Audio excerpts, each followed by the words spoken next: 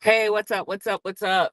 I am out here heading over to Fish Hawk Preserve real quick for a jaunt with my dog. Going out with my dog today. But I wanted to come on and talk a little bit about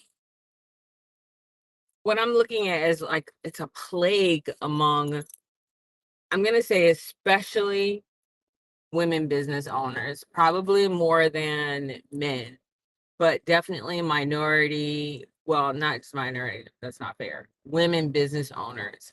And I think it has to do with that whole Mars versus Venus thing.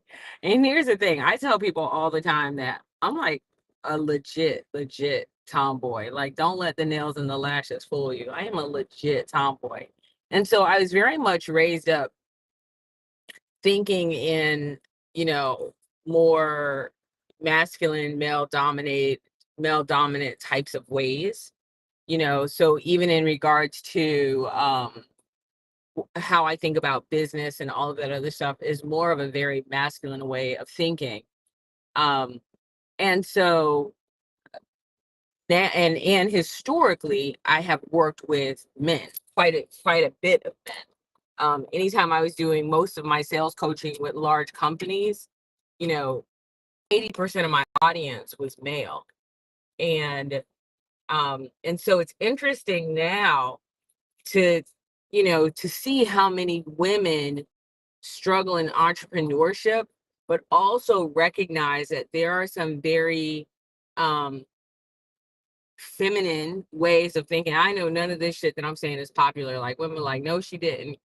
Honey, there is a Mars versus Venus. It is different. Women do think differently. Women do act differently. They do decide differently. They do make behave. They do make all of that differently. It might come from the same source, right? We all might be leveraging, obviously, that emotional center of our brain to make a decision. But historically, the way that women think and the way that men think and the way that we behave and act and make decisions is quite different.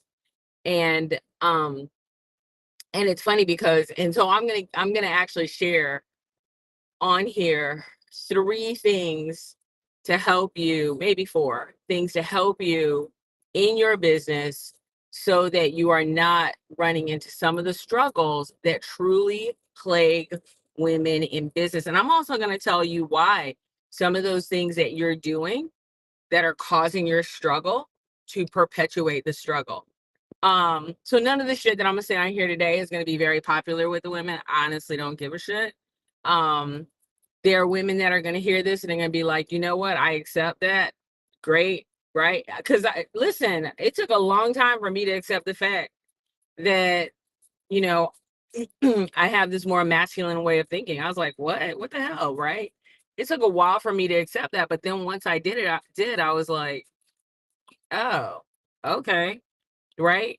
And it's why one of the reasons that I was able to really succeed in these male dominated worlds is because I was able to leverage a feminine way of behaving with a masculine way of thinking, which gave me this hybrid of action that really helped me build a $250 million business, right? It's how I built that tech company in such a male dominated world. When I say male dominated, they didn't even know where the men's room, the ladies' room was half the time I walked into a building.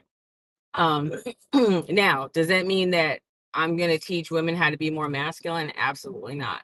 What I am going to show you, though, are some of the tips, tricks, and secrets that you can use in your women's based business to be a total badass. And some of the shit that you're doing, thinking, hearing, and seeing that you're believing, that's actually kicking your ass big time, big time. So let's start with let's start with the first, the three challenges first, and I put them in the title, right? There is this myth that if I want to drive more sales, I have to do more networking, I have to do more marketing, right? I have to get on stages, I have to do more presentation skills. Sales and marketing are not the same. Those activities will drive you more leads. But if you do not know how to sell, you will have a bunch of opportunities that you cannot close. Men Conversely, start at the end where women start at the beginning. Women start with, I need a logo, I need pretty colors, I need pretty pictures, I need great copy, I need great marketing, I need to get my social media up. They start on that end, and that's where they start, and then they get to the part where they get the opportunity and they can't take advantage of it, right? It's the same thing that we've seen historically in you want to get out? It's the same thing that we've seen historically in, and this is science. Listen, this is science. It's not opinion, right? So people are like, can't believe this. It's not my opinion. It's the same thing that we've seen historically in business, where women will wait until they are completely overqualified for a position, and then they will go for it. They'll put all these things in place first and then go for a position. Men, conversely, go for the position and then they start putting things in place, right? Men will learn how to sell even if they don't have a product to sell. Men will learn how to sell, then they will figure out how to market, and then they'll figure out what is my area of expertise. They will mess around in a whole bunch of different areas. Hold on, come here, babe. It's too loud. They will mess around in a whole bunch of areas and then figure out their expertise. They'll put their logo last. You will see some of the most busted ass landing pages from men. I mean, busted, but they're driving them revenue all the time. Why? Because they figured out how to sell first. Like that was the very first thing that they figured out how to do. When I talk to men who are CEOs and executives, and I've talked to them, a ton of them, from Starbucks, Amazon executives, Starbucks executives, Microsoft executives, American Airlines, Abbott Pharmaceuticals. And when I've talked to those men who are in power positions, like they are making the decision in regards to the direction of the company, they have all, and I don't mean some of them, I actually went down the list. They have all talked about the same thing, especially if they were founders, how they had to go out and sell and how they had to hustle and know how to sell their ass off in order to get their business to be busting. And so women, and this is what I'm finding when I'm talking to women, especially lately, is I'm hearing a lot of, well, I'm not comfortable with selling. I don't like selling. It doesn't make me feel good. And so they're not going to do things that don't make them feel good. And because of that, they have set up sales as this big, hairy, hideous monster that is out there. And because they've done that, their business is struggling like crazy, and they won't admit it. And that's fine. You ain't got to admit it to me. I really don't give a shit. I already know. I already know. I can listen. Chanel and I can read tea leaves like nobody's business. We can tell when people's business is struggling without them saying anything. We can tell by some of the things that you invest in. When someone tells me that they're going to invest $1,000 help on to get help on something because they want $1 million business, and I'm like, no, anybody worth their salt, no, you're not going to invest $1,000 to get $1 million. It doesn't work like that. Now, if you said, yeah, I'm investing, $50,000 to $100,000 because I want to get $1 million, bet I can see that every day.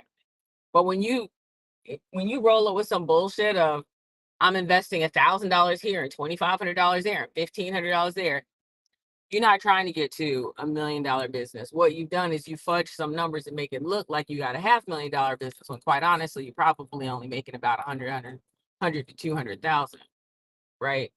But who am I to act like I have any business knowledge or sense, or that I've actually done this for a while? So let's talk about, so way back up.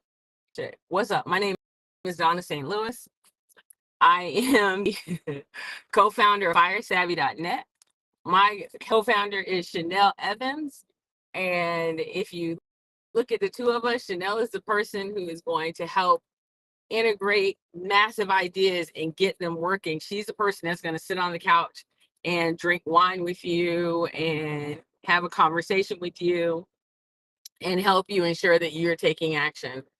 I'm the person who's probably going to kick your ass a little bit and explain to you why your mindset is screwing you over and help you come up with these amazing ideas, help you see your potential, and then push you hard towards reaching that potential. That's my job.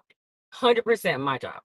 Right. So my job is all about your offers, right? How you're making those offers make money, how you price, right? Is your pricing up? Are you negotiating? Are you sales? Right. I am that hard skill person that is solidifying your future.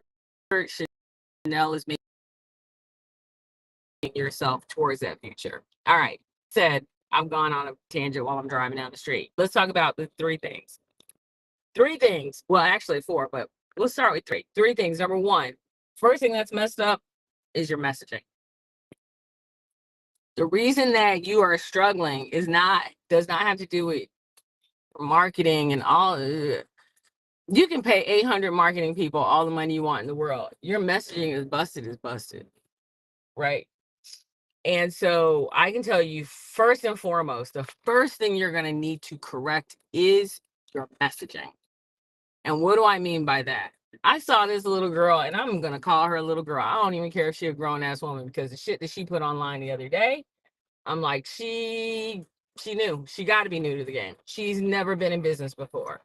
She straight up put this thing out there like, you don't have to have a niche. Girl, shut up. Go sit down. Go sit down. You do. You do need a niche. If you want to make money, you need a niche. Your name needs to be synonymous with something, right? Hold on a second. I'm just checking my messages here. All right, cool. Seeing it. Nope. Yep. Okay. You can hear me. Cool. All right. Okay, so let's start with the first thing. Babe, I need you to sit. You definitely 100%, no questions asked, need to be crystal, and I mean crystal clear on your messaging. If your messaging is all over the place, if I talk to you and I ask you what you do and you start telling me all these things and it's way too comma-y, as my co-founder likes to say, then I don't know what you do at all. And what I'm not going to do is hire you to do it. Period. The end. Baby, sit down. Right. So we got to start there. You got to have your messaging on point. When you look at Barbara Corcoran, what is she known for? Real estate. She's known for really high value, high dollar real estate. When you look at Shonda Rhimes, here you got somebody who is in a very male dominated industry.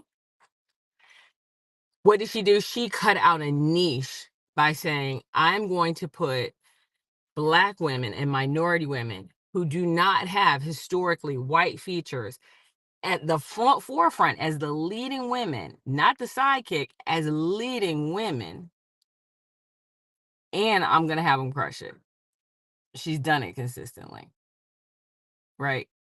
She'll tell you straight up, you have to go into an industry and you have to cut out your own path. You have to cut out a niche. She's very clear about that. Then you have Rihanna, right? Okay, and everybody's like, well, she was already famous. No, there's a lot of famous people that have started beauty brands that did not become billionaires, right?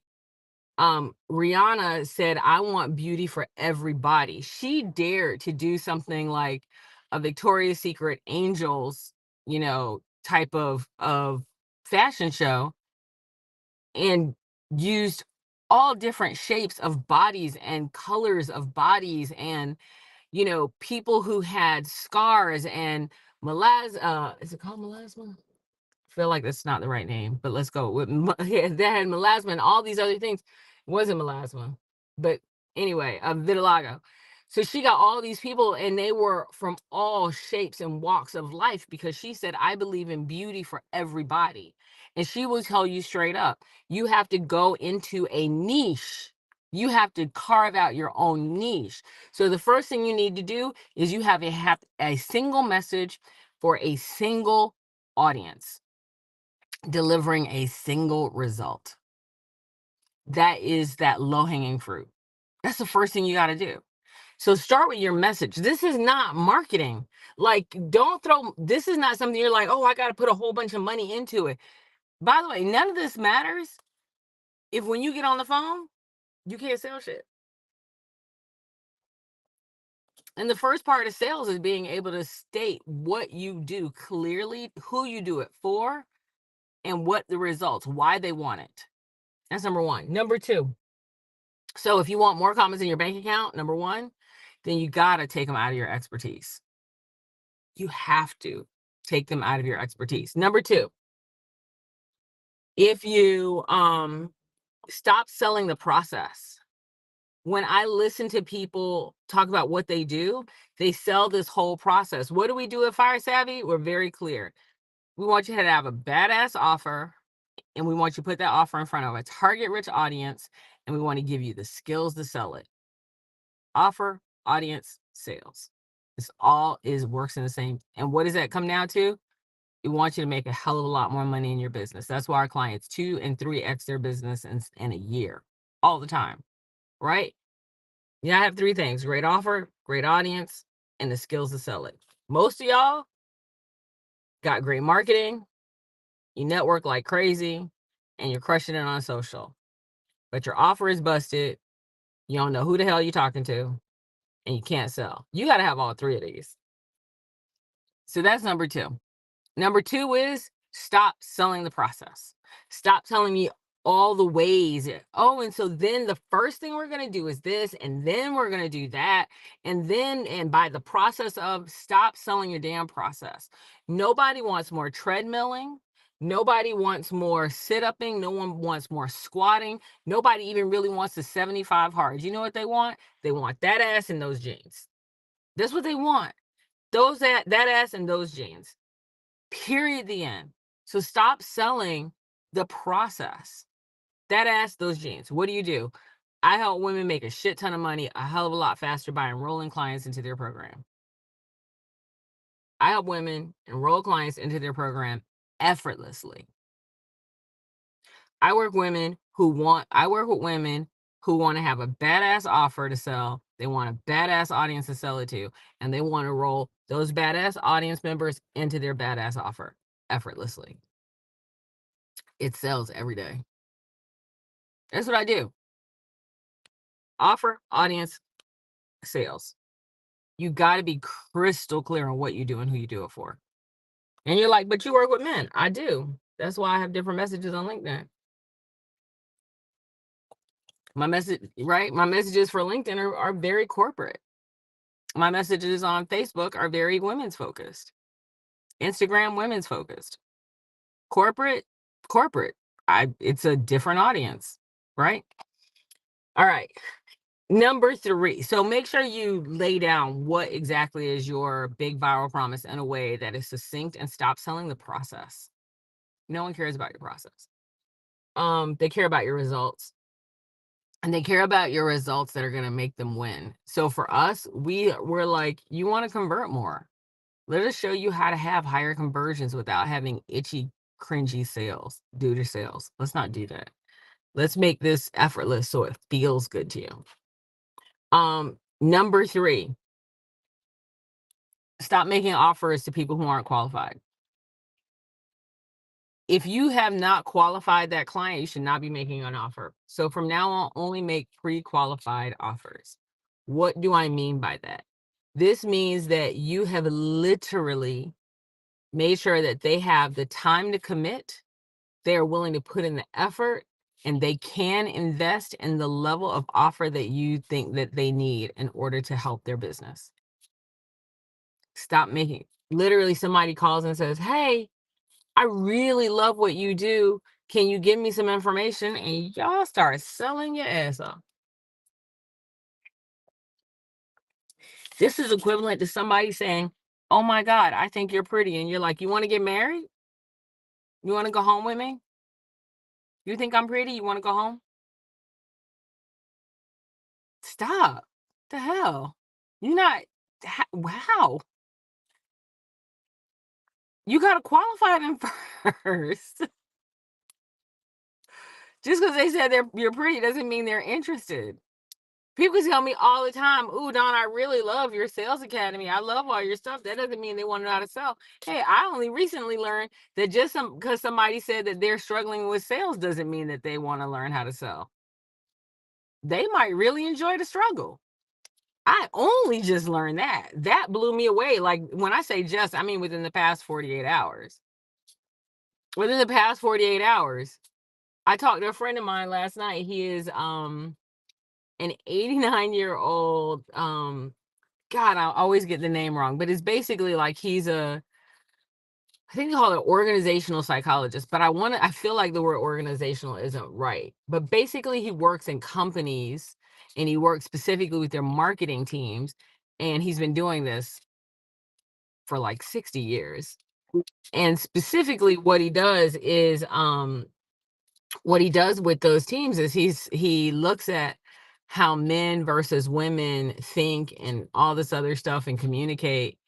And I was telling him about this lady who had like 135 leads and she literally sold zero.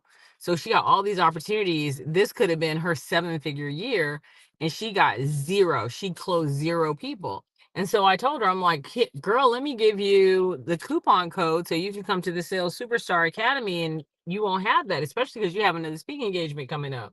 And she said, oh, no, I spent $5,000 on Canva to figure out how to make ebooks. What? You did what? Listen, the level of confusion I had in that moment was overwhelming. But what I learned was she did not want to know. She didn't want a solution to her problem. She just wanted to talk about it. So yeah, again, remember I told you at the beginning, I think like a man. So if you tell me you got a problem, I want to solve it. Right? I'm like, you got a problem, let's fix it. This is why I'm a coach. Because I want to fix your shit. I want to make sure it's working. I want you to be a superstar. You got a hole in the wall, let's go get some plaster.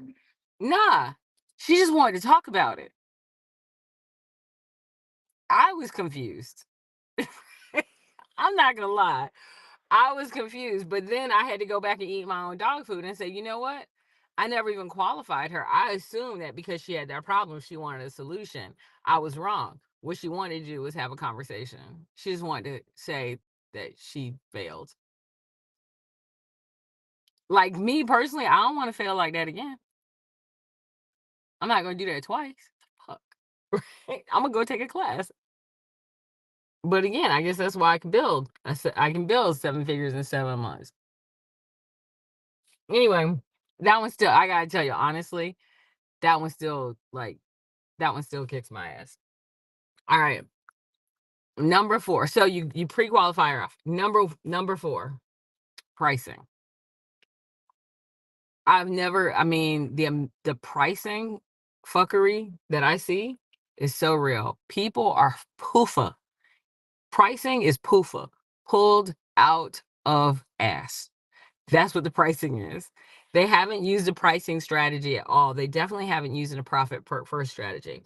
I was talking to my co-founder Chanel the other day, and I had done some research.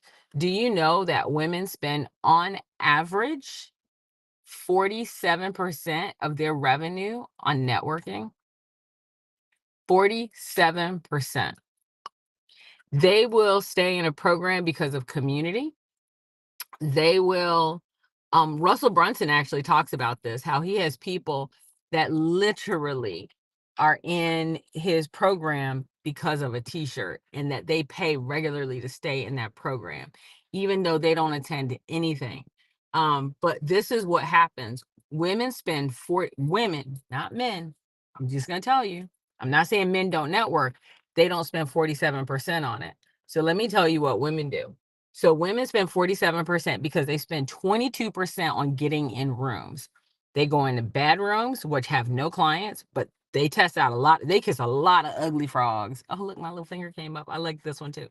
Anyway, they kiss a lot of ugly frogs before they even find the right room. So they spend a lot of money on bad rooms. Then they go into slow moving rooms where it takes like 9 months to get a client. Then they go in steady rooms. So steady rooms are going to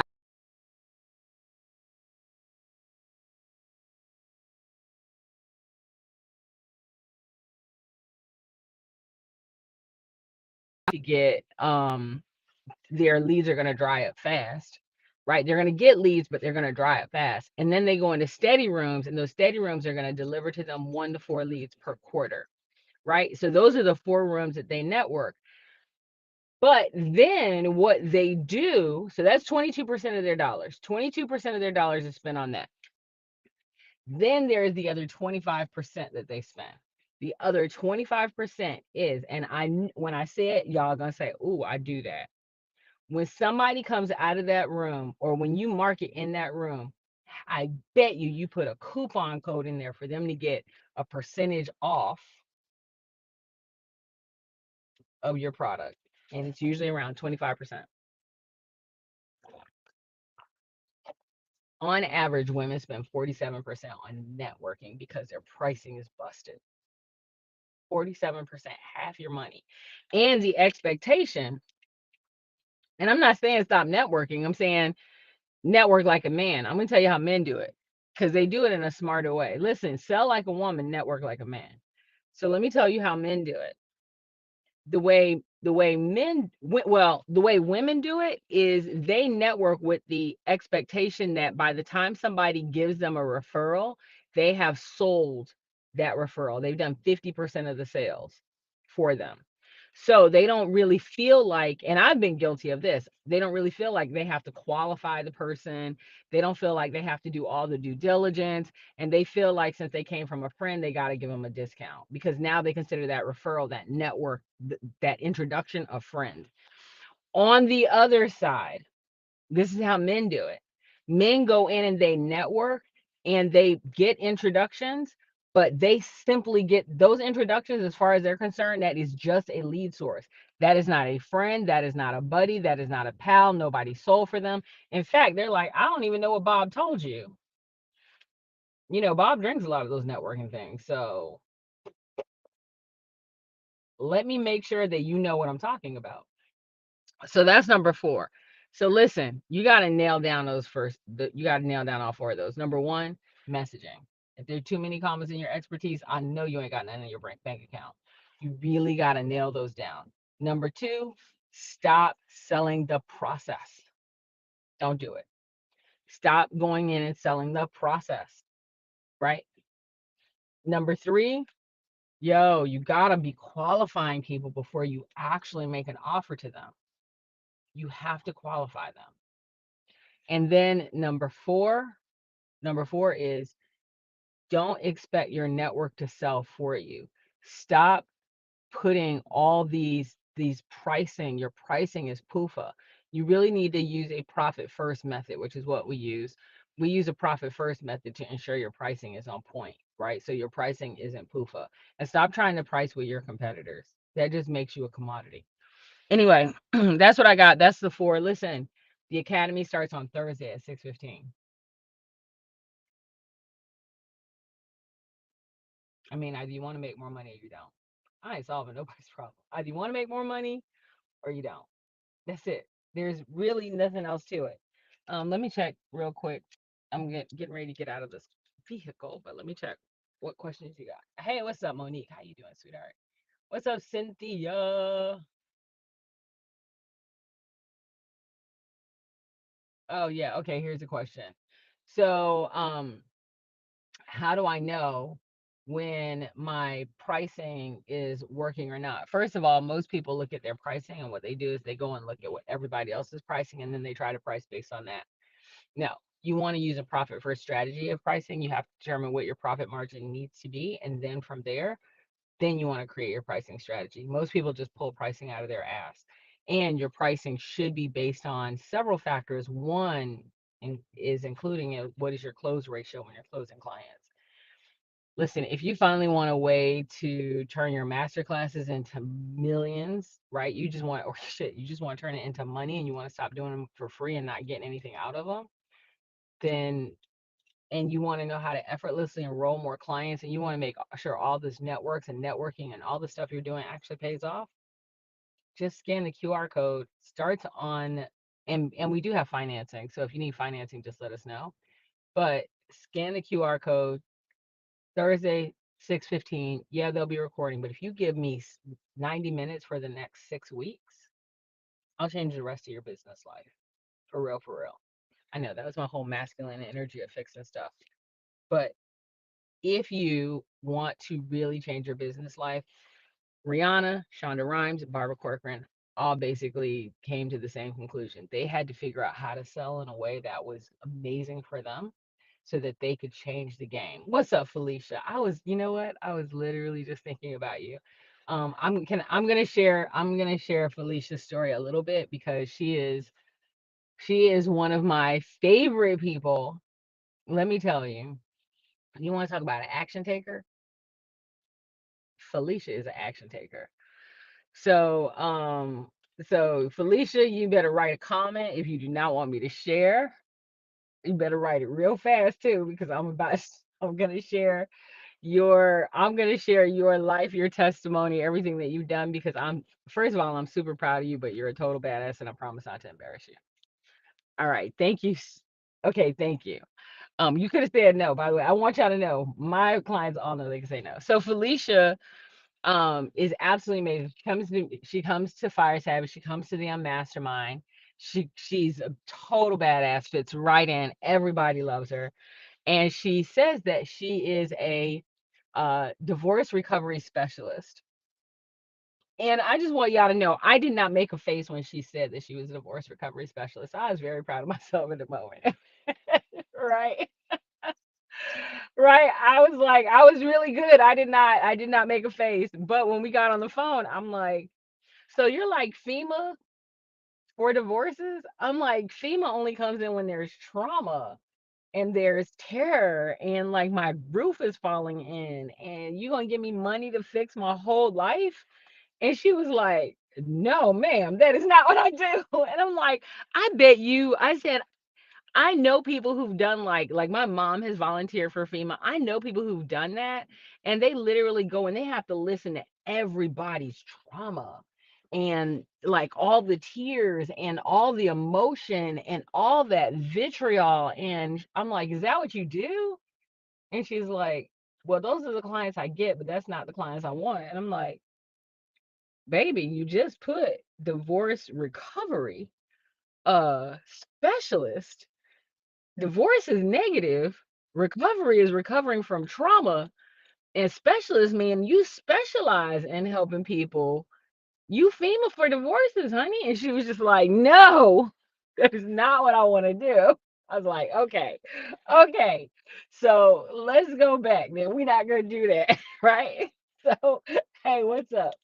So then I'm like, all right, all right, all right, all right. So let's talk about it, right? Because this is kind of like one of my superpowers. Like you say something, I'm gonna like tell you like this is what I hear.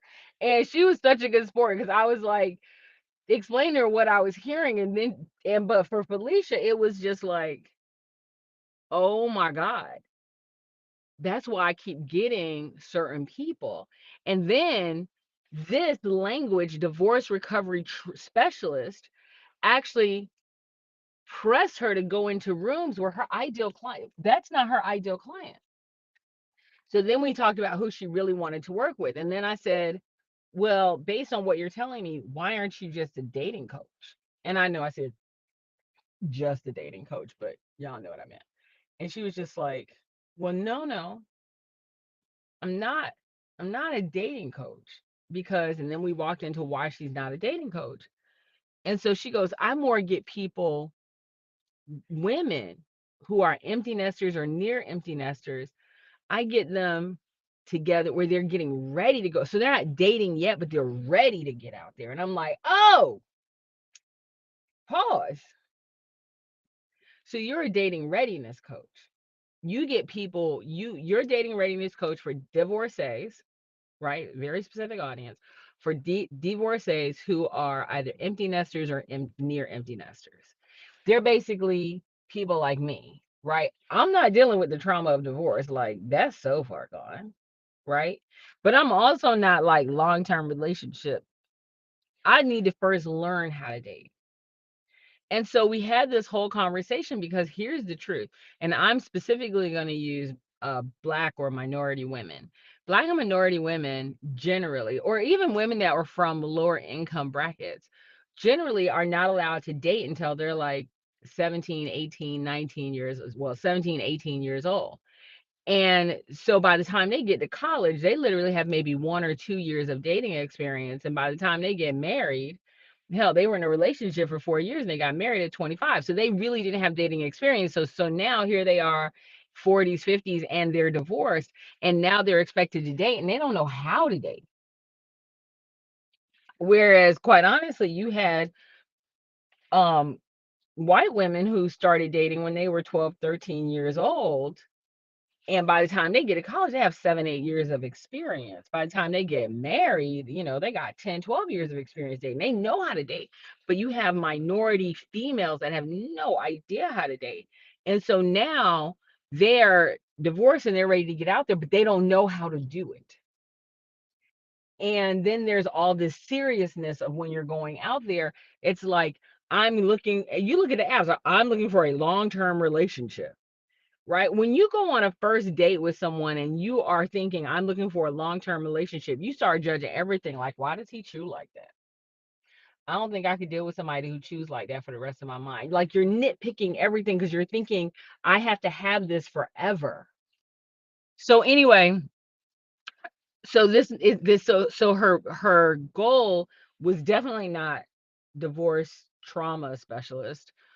And it's also not a dating coach. It's that person, that sweet spot right in the middle that says, hey, I am more of a dating readiness coach for women who are, and it's way more fun. I'm going to teach you how to have fun when you go out, how to flirt a little bit, how to enjoy going on dates, how to have a brotation, not to go in so serious like I'm ready to, not going in with I'm going to get married. Completely different mindset, completely different audience, completely different groups, completely different marketing, completely different networking, completely different place to go. So what do we do? First, we changed her message. Then we changed her process, and her baseline process is the same, but now she's not selling the process; she's selling the results. You can have fun dating before you jump into a relationship. Oh, that is completely different. Now we also have our pre-qualifier. What is our pre-qualifier? Pre-qualifier. Divorcees who are empty nesters or near empty nesters that want to discover the joy and fun associated with dating before jumping into a long-term relationship. Boom. Pre-qualifier. Just like I said, message, don't sell the process, pre-qualifier. And then, of course, and it's none of your business because I'm not going to tell you her business. Then, of course, we looked at pricing. Like, how do we price for this? Because it's a completely different jam, right? This is how, listen, when I say you got to think like a man and sell like a woman, notice how it's very succinct. Boom, boom, boom. Very, get it in and then go sell. What the reason I'm so proud of Felicia is literally we had a VIP day on Saturday. And hell, I think it was on Sunday, maybe Monday, but I think it was on Sunday that she had already put up. She goes, "Hey, turns out a transition." No, she said, "Look who's come. Look what something's coming soon." And then she said, "Turns out it doesn't take 9 months of transition. You can literally do it in one day. Let me show you my new stuff." It was like that. I was so proud of her. I'm like, yes. And the amount of response that she got from people was like, oh my God, that's exactly what I'm looking for. And we're talking about, it hasn't even been a week, right? What's today? Tuesday. Listen, listen, y'all don't keep up with me in days, right? But she did it so quickly. The pivot was beautiful. She changed it just like that. It was like boom, boom, boom, right? So if y'all are wondering what I do, yeah, somebody said that's your visionary work. That is my visionary work. This is what I do, right? I look at what you're currently doing, right? Well, yes, I might be the ass kicker. I look at what you're currently doing. I'm gonna keep it real with you. I'm gonna tell you, like, girl, I hear what you're saying. Listen, I love her, and I know I could tease her on this a bit because we all laughed about it. I'm like, did you say divorce recovery specialist? And she's like, yeah. I'm like, so first Chanel was like, did she say specialist? I'm like, she's like in the hospital. She's like, okay, well, she has worked in hospitals for years, right? And then I said, recovery, like FEMA, like you FEMA for people who had a divorce. And I said it, and she just died laughing because it was just one of those things. So we're gonna keep it real with you, but we're not gonna hurt your feelings. We let you see what you're saying and what you're doing and what it sounds like when it lands on other people's ears, so that way you could hear it for yourself. You could go, oh my god, that's what I'm saying. That's not what I meant to say. And this is what we do for our clients. This is why I love what we do, right? And so I know people are like, I can't believe she would say that. Oh my god, I can't work with her, she's so harsh. I'm not harsh. Harsh is very strong. I'm not harsh. I will help you laugh your way through the bullshit. For real. Like, that's my superpower. I will help you look at your stuff, get on the outside of the jar, read the label, and we can laugh together. Like, girl. And what I love is that she's like, I thought it was great. I'm like, it sounded like it would have sounded great in my mind too if I was in the pickle jar. But when you get out of the pickle jar, she goes, no, outside of the pickle jar, I do not want to be FEMA for divorce. Right. And even when we talked about like the words, the negative words, divorce. But let me tell you, I had somebody hit me up the other day who said that they were I remember the word irrigation and life, but it was like a life irrigation support coach. I still don't know what they do. And it was so funny because I told her, I said, I would actually tell you about the sales academy, but I'm confident you can't afford it. Because you're not making any money as a life irrigation support coach. I still don't know what that is. Like, does she help you? Like, and she told me, like, straight up that she helps wash away some of the, I don't know, feeling. Wait, so I got to see what somebody, I don't even know who wrote this. Now I got to go look. I can't see it, damn it. Feelings do get hurt, but we know it comes from, this is one of my clients. I'm absolutely sure this is one of my clients. It says feelings do get hurt, but we know it comes from a place of, see, this is what happens when I'm on a tiny ass phone. It comes from a place of love and vested interest in our best. Yes, I know. And then we laugh about it. Yes. It doesn't hurt, but we give hug, but I hug. So even though it might hurt your feelings, I hug you. So it's okay. Right. I love it. So this is what they wrote, because I can't see the name, but they said it comes from a place of love, but we know that, yeah, because we actually do care. I'm just reading what y'all wrote. Yes, this is the visionary work I do. It is the work that I love. The thing is, for me, like, I know, so Felicia went and she put that post up, and she got so many people that were like, oh my god, I love that pivot, that is perfect for you, that is what you do, that makes so much more sense, I get that now, yes, okay, right, that's what she needed. Right, all of a sudden her ideal clients were talking to her like, oh yes, okay, like literally she's going to teach people, women, that, like, how do you date again. And as somebody who's been there, it's like, how do you date again? How do you not go into every conversation thinking this is going to be a relationship, and then also going and going, but I'm not a booty call? Like, how do, or maybe, I don't know, I'm not judging your life, maybe you are, you grown, you can be a booty call if you want to. But my point is, or if you're like me, there is this thing of, no, you shouldn't be just dating one person. How do you date two or three people? And then she's like, yeah, but you can, because you're not in relationship status. And I'm like, oh my God, right? So for people like me who definitely fall into that demographic, I'm like, I could see the value of this. And I told her, I said, I would be your dream, I would be your ideal client. I would be your ideal client, right? So listen, if you want to have your messaging on point, if you want to be able to craft a badass offer, if you want the type of social media, what I love about this is we actually have, like, we don't tell people, but we have a little social media part in here. If you want your social media to be fire, if you want to stop getting ghosted, if you want to stop having to discount your value, I wasn't going to share this, but now I'm going to share it and then I'm going to go. You need to get into that academy, that crash course that's coming up. And it's literally 90 minutes for 6 weeks and it's going to change your entire business life. All you got to do is scan the QR code. I'm going to share this and I'm going to go. So, why do women have a really hard time in general communicating their value, their dollar amount? Here is why, and we see it all the time. So men who get jobs, they ask for the amount of money that they feel like they want, and they will negotiate their ass off. Women historically do not negotiate. Men will negotiate for higher dollar amounts.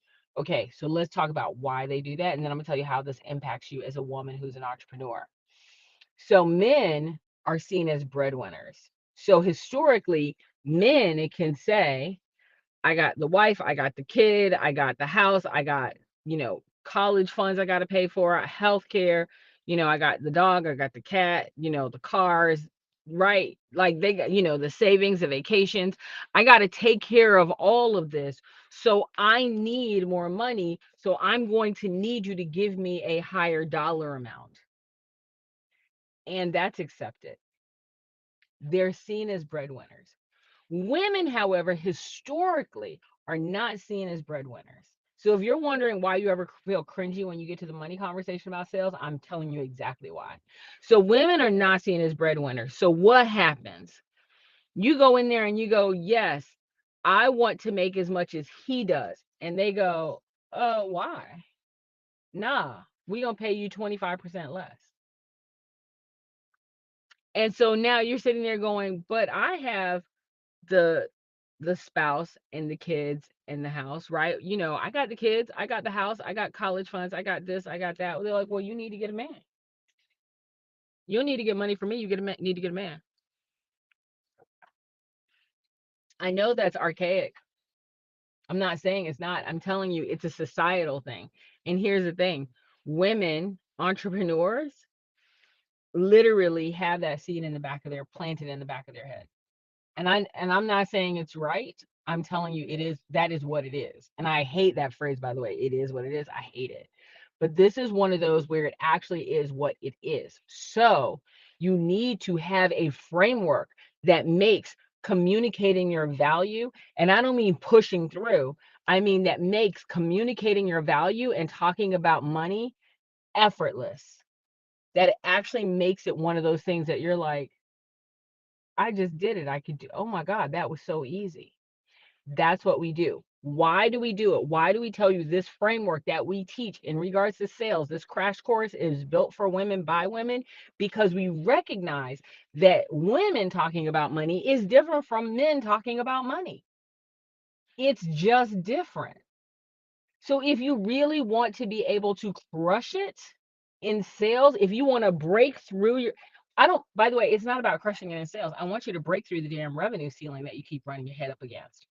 You can't get past $250,000. You can't get past $500,000.